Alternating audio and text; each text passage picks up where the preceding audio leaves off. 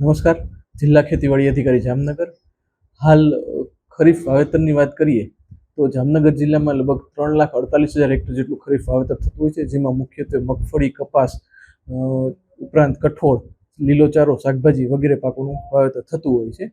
એમાં હાલની પરિસ્થિતિમાં ખાસ કરીને 27 તારીખથી લઈ અને બીજી તારીખ સુધીમાં જે માવઠું થયું છે તેના લીધે આપણા જામનગર તાલુકાના તમામ ગામોમાં અને તમામ તાલુકાઓમાં અસર થયેલી અને બધે વરસાદ પડેલો હતો.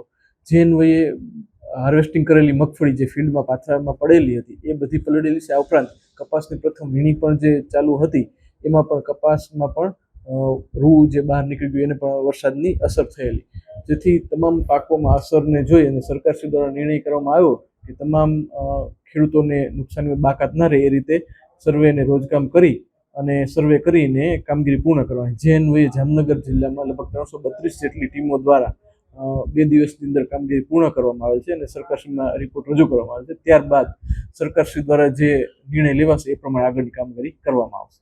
નુકસાની ટકાવારીમાં ગણીએ તો બધાને નુકસાની છે જ, બધાને ઘણી બધી નુકસાનીઓ જોવા મળેલ છે. મગફળી છે તો કે પાથરે છે, બધી ફુગાઈ ગઈ છે. કપાસ છે તો એની અંદર રૂ પલળી અને બહાર નીકળ્યું છે, અથવા તો કોઈ જગ્યાએ કપાસ છે પણ ઉગી જવાના પ્રશ્નો છે. મગફળી ક્યાંક ઊભી છે એમાં પણ દાણા ઉગી જવાના પ્રશ્નો છે.